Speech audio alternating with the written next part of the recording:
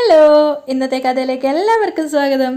അങ്ങനെ അമ്മയെ വിളിച്ചുകൊണ്ട് ഗോവിന്ദ് പുറത്തേക്ക് പോവാണ്. വിജയലക്ഷ്മി പേടിയോടുകൂടി ഗീതുവിനെ നോക്കുന്നുണ്ട്. അപ്പോൾ ഗീതു പറയുന്നു, ധൈര്യമായിട്ട് ചെല്ല്. അങ്ങനെ പിന്നാലെ പോകുന്ന സമയത്ത് ഗീതു ഇങ്ങനെ സന്തോഷത്തോടു കൂടി ആ കാഴ്ച കണ്ടു നിൽക്കുകയാണ്. പെട്ടെന്നാണ് രഞ്ജു മുറിയിൽ നിന്ന് പുറത്തേക്ക് ഇറങ്ങുന്നത്. എടി, നീ എപ്പോൾ വന്നു എന്ന് ചോദിക്കുന്നുണ്ട് ഗീതുവിനെ കണ്ടപ്പോൾ. ഗീതു പറയുന്നുണ്ട്, ഷ് മിണ്ടല്ലേ, എൻ്റെ കൂടെ കണ്ണേട്ടനുണ്ട്. ആഹാ, എന്നിട്ട് എവിടെ? അമ്മയുടെ കൂടെ രണ്ടുപേരും തനിച്ചാക്കി ഞാൻ വിട്ടിരിക്കുക. എന്നിട്ട് അവർ തമ്മിൽ സംസാരിച്ചോ? ആ, ആക്ഷൻ മൂവ് മാറി. ഇപ്പോൾ അവാർഡ് പോലെയാ. ഡയലോഗ് തീരെ കുറവാ, ഭാവങ്ങളാ പ്രധാനം. അവർ രണ്ടുപേരും അതൊക്കെ പറഞ്ഞ് ജോളിയായി ചിരിക്കുകയാണ്. അപ്പോൾ ഗീതു പറയുന്നുണ്ട്, ഇനി എങ്ങനെയെങ്കിലും ഇതൊരു കോമഡി ആക്കി എടുക്കണം. കൊള്ളാം, നീ വാ എന്ന് പറഞ്ഞുകൊണ്ട് രഞ്ജുവും ഗീതുവും കൂടെ രണ്ടുപേരും കൂടെ ചേർന്നിട്ട് ജനലിലൂടെ ഇവരെ രണ്ടുപേരെയും പാളി നോക്കുകയാണ്. അപ്പം വിജയലക്ഷ്മി ഗോവിന്ദിനോട് പറയുന്നുണ്ട്. ഗോവിന്ദ് ഇങ്ങനെ എവിടെയും നോക്കാത്ത രീതിയിൽ നിൽക്കുകയാണ്. വിജയലക്ഷ്മി പറയുന്നുണ്ട്, നിനക്കെന്തോ സംസാരിക്കാനുണ്ടെന്ന് പറഞ്ഞിട്ട് നീ എൻ്റെ മുഖത്ത് പോലും നോക്കുന്നില്ലല്ലോ. അപ്പം ഗോവിന്ദ് ദേഷ്യത്തോടെ പറയുന്നുണ്ട്, സംസാരിക്കണമെങ്കിൽ മുഖത്ത് നോക്കണം നിർബന്ധമില്ല.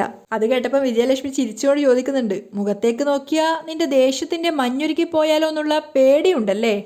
ഹ, പേടിയല്ല, നിങ്ങളുടെ മുഖത്തേക്ക് നോക്കിയാ എനിക്ക് കലിയാ വരുന്നത്, അതുകൊണ്ടാണ് നോക്കാത്തത്.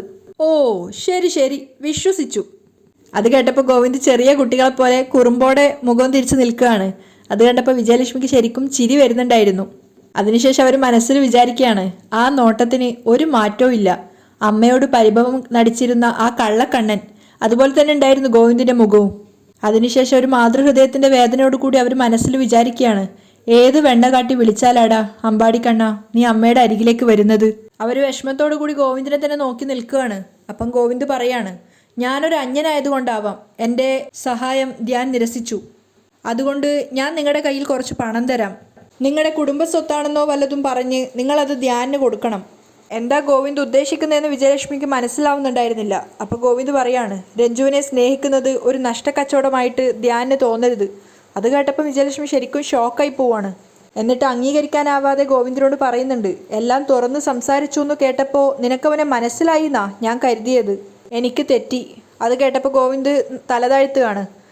ഇതിനുള്ള ഉത്തരം നീ അവനെ അല്പമെങ്കിലും മനസ്സിലാക്കിയിരുന്നെങ്കിൽ നീ ഇത് ചോദിക്കില്ലായിരുന്നു. അപ്പം ഗോവിന്ദ് വെല്ലുവിളിച്ചുകൊണ്ട് പറയുന്നുണ്ട്, രക്തബന്ധത്തിൽ പോലും കണക്ക് നോക്കാൻ എന്നെ പഠിപ്പിച്ചത് നിങ്ങളാ. അത് കേട്ടത് വിജയലക്ഷ്മിക്ക് ദേഷ്യം വരികയാണ്. ഞാനെപ്പോഴാ നിന്നെ രക്തബന്ധത്തിൽ പോലും കച്ചവടം നോക്കാൻ പഠിപ്പിച്ചത്? പെട്ടെന്ന് എന്താ പറയേണ്ടതെന്ന് മനസ്സിലാവാതെ ഗോവിന്ദ് തലതാഴ്ത്തുകയാണ്. അപ്പോൾ വിജയലക്ഷ്മി ദേഷ്യത്തോട് പറയുന്നുണ്ട്, നന്നായിട്ട് തന്നെയാ ഞാൻ വളർത്തിയത്. നീ ഇന്ന് വലിയ ഗോവിന്ദ് മുതലാളി ആയിട്ടുണ്ടെങ്കിൽ അത് എൻ്റെ വളർത്തു ഗുണം തന്നെയാ. അല്ലാതെ നീ മുമ്പൊരിക്കൽ പറഞ്ഞില്ലേ രാധിക അമ്മ, അവളുടെ ഗുണമൊന്നുമല്ല. അവൾ വളർത്തിയ ബന്ധുഗുണമൊക്കെ എനിക്കറിയാലോ. വിജയലക്ഷ്മി വെറുപ്പോടെ പറയാണ്. അപ്പോഴേക്ക് ഗോവിന്ദ് ഒന്നും കൂടുതൽ സംസാരിക്കാനോ തർക്കിക്കാനോ നിൽക്കുന്നില്ല. മാത്രമല്ല വിജയലക്ഷ്മിയെ തടഞ്ഞുകൊണ്ട് പറയുന്നുണ്ട്, കൂടുതൽ വഴക്കിലേക്ക് പോകുന്ന രീതിയിലാണ് നിങ്ങൾ സംസാരിക്കുന്നത്. നമ്മൾ തമ്മിലുള്ള ബന്ധം ഗീതുവിന് അറിയാത്തത് കൊണ്ട് ഈ രംഗം വഷളാക്കാൻ ഞാൻ ആഗ്രഹിക്കുന്നില്ല. അത് കേട്ടപ്പം വിജയലക്ഷ്മി തലതാഴ്ത്തുകയാണ്. എൻ്റെ അനിയത്തി രഞ്ജുവിന് വേണ്ടി എനിക്ക് എന്തെങ്കിലും ചെയ്യണം. അതിന് പറ്റിയ മാധ്യമം നിങ്ങളാ. നിങ്ങൾ പറ, എനിക്ക് അവനെ എങ്ങനെ സഹായിക്കാൻ പറ്റും? അത് കേട്ടപ്പം കുറച്ചു നേരം ആലോചിച്ചിട്ട് വിജയലക്ഷ്മി പറയുന്നുണ്ട്, ധ്യാൻ ഇവിടെ തന്നെ ഒരു ജോലി അന്വേഷിക്കുന്നുണ്ട്. അത് ശരിയായാലേ അവന് കാനഡയിലുള്ള ജോലി ഒഴിവാക്കാൻ പറ്റൂ. അപ്പം തലചൊറിഞ്ഞുകൊണ്ട് ഗോവിന്ദും പറയുന്നുണ്ട്, ഒന്നല്ല ഒരു 100 ജോലി കൊടുക്കാൻ എനിക്ക് പറ്റും. പക്ഷേ AGM-ലെ ജോലി അവൻ സ്വീകരിക്കില്ലെന്നാ ഗീതു പറഞ്ഞത്. അവൾ പറഞ്ഞത് ശരിയാ. അവൻ്റെ കഴിവിനെ അംഗീകരിച്ച് അവന് കിട്ടുന്ന ജോലി മാത്രമേ ധ്യാൻ സ്വീകരിക്കുള്ളൂ. അപ്പോൾ ഗോവിന്ദ് പറയാണ്, നിലവിൽ വിദേശത്ത് ജോലിയുള്ള ഒരാളെയും ഇവിടെ കോർപ്പറേറ്റ് കമ്പനി സ്വീകരിക്കില്ല. റിസൈൻ ചെയ്ത് വന്നാലേ സ്വീകരിക്കുള്ളൂ. അത് കേട്ടപ്പോൾ വിജയലക്ഷ്മി കൈകെട്ടിക്കൊണ്ട് ചോദിക്കുന്നുണ്ട്, ഓ, അറക്കൽ ഗോവിന്ദ് മാധവിൻ്റെ മുന്നിൽ അത്തരം ബൗണ്ടറികളൊക്കെ ഉണ്ടോ? അതിന് മറുപടി ഒന്നും പറയാതെ ഗോവിന്ദ് ചോദിക്കുന്നുണ്ട്, അവൻ ഏതൊക്കെ കമ്പനികളിലാണ് ട്രൈ ചെയ്യുന്നതെന്ന് അറിയാമോ? ഏതോ 1-2 കമ്പനിയുടെ പേരൊക്കെ ശിവ ഇവിടുന്ന് പറയുന്നത് കേട്ടായിരുന്നു. ഏതോ കർണാടക മന്ത്രിയുടെ മകനുണ്ടല്ലോ, അവർ നടത്തുന്ന ബിസിനസ് പാക്കേജാണ് ഇവിടെ ഏറ്റവും നല്ലതെന്ന് ധ്യാൻ പറയുന്നത് കേട്ടായിരുന്നു. അപ്പം ഗോവിന്ദ് പറയുന്നുണ്ട്, മനസ്സിലായി, ഞാനൊന്ന് ട്രൈ ചെയ്യാം. പക്ഷെ അത് ധ്യാനോട് പറയണ്ട. എന്നിട്ട് അവരുടെ അടുത്തുനിന്ന് പോയിട്ട് ഫോണിൽ ആരൊക്കെ കോൾ ചെയ്യാണ്. പക്ഷേ ഗോവിന്ദിനെ തന്നെ നോക്കിയിട്ട് ഒരു മാതൃസ്നേഹത്തോടെ അവരിങ്ങനെ പുഞ്ചിരിച്ചുകൊണ്ട് നിൽക്കുന്നുണ്ടായിരുന്നു.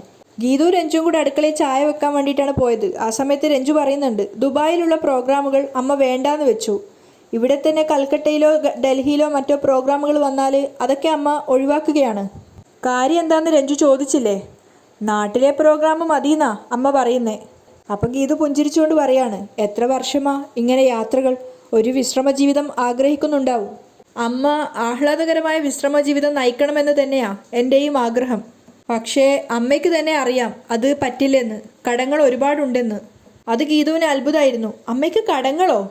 പലയിടത്തും പ്രോപ്പർട്ടികളുണ്ട്, പക്ഷേ ഒന്നുപോലും വിൽക്കാൻ അമ്മ സമ്മതിക്കില്ല. എന്നിട്ട് അനാവശ്യ ടെൻഷൻ എടുത്ത് തലയിൽ വെക്കുക. ബാംഗ്ലൂരിൽ നിന്റെ ഹോസ്പിറ്റലിലെ ബില്ലടക്കാൻ വേണ്ടി ഒരു സ്പോൺസറുടെ കയ്യിൽ നിന്നും 25 ലക്ഷം രൂപ വാങ്ങിയിട്ട് ഈ അടുത്ത കാലത്താ അത് തിരിച്ചു കൊടുത്തേ. അതൊക്കെ ഗീതുവിന് പുതിയ പുതിയ അറിവുകളായിരുന്നു. അപ്പം രഞ്ജു പറയുന്നുണ്ട്, ഇത്രയേറെ ബാധ്യതകൾ നിലനിൽക്കുമ്പോഴും അമ്മ പ്രോഗ്രാമുകൾ ഒഴിവാക്കാൻ ഒരേ ഒരു കാരണമേ ഉള്ളൂ, ഞാൻ. എന്നെ ഇവിടെ തനിച്ചാക്കിയിട്ട് പോകാനുള്ള ബുദ്ധിമുട്ട് കൊണ്ടാവും കേരളത്തിന് പുറത്തുള്ള പ്രോഗ്രാമുകൾ അമ്മ ഒഴിവാക്കുന്നത്. എനിക്കിവിടെ തനിച്ചു നിൽക്കുന്നതിൽ യാതൊരു ബുദ്ധിമുട്ടുമില്ലെന്ന് ഞാൻ പലതവണ പറഞ്ഞതാ, പക്ഷേ അമ്മ സമ്മതിക്കുന്നില്ല. ചിലപ്പോൾ ഡാഡി മമ്മി വീട്ടിലില്ലെങ്കിൽ കാമുകനെ വീട്ടിലേക്ക് ക്ഷണിക്കുന്ന പെണ്ണാണ് ഞാനെന്ന് അമ്മയ്ക്ക് സംശയം കാണും. രഞ്ജു ചിരിച്ചുകൊണ്ട് പറയാണ്. അപ്പം ഗീതു പറയുന്നുണ്ട്, ഏയ് നിന്നെക്കുറിച്ച് അമ്മ അങ്ങനെയൊന്നും ചിന്തിക്കില്ല. അതിനുശേഷം ഗീതു മനസ്സിൽ വിചാരിക്കുകയാണ്, നിന്നെ തനിച്ചാക്കിയിട്ട് പോകാൻ അമ്മ പേടിക്കുന്നത് നിന്റെ രോഗം കാരണമാണ് രഞ്ജു. അപ്പം രഞ്ജു പറയുന്നുണ്ട്, നീ അമ്മയോടൊന്ന് സംസാരിക്കണം. ഇവിടെ ജോലിക്കാരൊക്കെ ഉണ്ടല്ലോ, ഞാനിവിടെ തനിച്ച് നിന്നോളാം, അമ്മയ്ക്ക് ടെൻഷനൊന്നും വേണ്ട എന്ന് നീ അമ്മയോട് പറയണം. അമ്മ എനിക്ക് വേണ്ടി സംഗീത ഉപാസന മുടക്കരുത്, പ്രശസ്തി നഷ്ടപ്പെടുത്തരുത്. അത് കേട്ടപ്പോൾ സന്തോഷത്തോടു കൂടി തന്നെ ഗീതവും പറയുന്നുണ്ട്, ഈ പ്രശ്നത്തിനൊരു പരിഹാരമല്ലേ വേണ്ടത്, അത് ഞാൻ കണ്ടോളാം. അപ്പോഴാണ് രഞ്ജുവിന് സമാധാനമായത്. അപ്പോഴേക്കും ധ്യാൻ വന്നിട്ട് അവനും പറയുന്നുണ്ട്, അതെ എനിക്കും ഒരു ചായ വേണം. അത് കണ്ടപ്പോൾ ഗീതു പറയുന്നുണ്ട്, എങ്കിലേ നിങ്ങൾ രണ്ടുപേരും കൂടെ ഇനി ചായ എടുത്തോ. അതെന്താ, നിനക്ക് വേണ്ടേ? അതല്ല, നിങ്ങൾ രണ്ടുപേരും റൊമാൻറ്റിക്കായിട്ട് ചായ ഇടുന്നതിനിടയിൽ ഞാൻ എന്തിനാ എന്ന് പറഞ്ഞുകൊണ്ട് ക്യാരി ഓൺ എന്ന് തമാശയാക്കിയിട്ട് ഗീതു അവിടുന്ന് പോവുകയാണ്. ഗീതു അവിടുന്ന് പോയപ്പോൾ ധ്യാന് രഞ്ജുവിനോട് പറയുന്നുണ്ട്, അടിപൊളി ചായ ഞാൻ എടുക്കാം. ആഹാ, കാനഡയിൽ ചായക്കട നടത്തുമായിരുന്നോ? ചായക്കടയൊന്നും നടത്തിയില്ല, പക്ഷേ സ്വന്തമായിട്ട് ചായ ഉണ്ടാക്കി കുടിക്കാൻ തുടങ്ങിയതേ കാനഡയിൽ ചെന്നിട്ടാ എന്ന് പറഞ്ഞുകൊണ്ട് ധ്യാൻ തന്നെ ചായയുടെ ബാക്കിയുള്ള കാര്യങ്ങളൊക്കെ ചെയ്യാണ്. ഞാൻ ഇടുന്ന ചായക്കേ ഫ്രണ്ട്സിന് ഭയങ്കര അഭിപ്രായ. രഞ്ജു പറയുന്നുണ്ട്, എന്നാ ഒന്ന് കാണട്ടെ. അങ്ങനെ രഞ്ജുവിൻ്റെ ഹെൽപ്പോടു കൂടി ധ്യാൻ നല്ലൊരു ചായ തയ്യാറാക്കുകയാണ്. അതിനുശേഷം ചായ റെഡി, ആ കപ്പിങ് എടുത്തേ എന്ന് പറഞ്ഞിട്ട് വലിയൊരു കപ്പ് വാങ്ങിച്ചിട്ട് ധ്യാൻ പറയുന്നുണ്ട്, ചായ ഉണ്ടാക്കുന്നതില്ല, അത് അടിക്കുന്നതിലാണ് കാര്യം എന്ന് പറഞ്ഞുകൊണ്ട് കപ്പിലേക്ക് നമ്മുടെ ഹോട്ടലുകാരൊക്കെ നീട്ടി അടിക്കുമ്പോൾ അടിക്കാൻ ശ്രമിക്കുകയാണ്. അപ്പോഴേക്കും ചായ മുഴുവൻ പുറത്തേക്ക് തൂത്തു പോകുന്നുണ്ട്.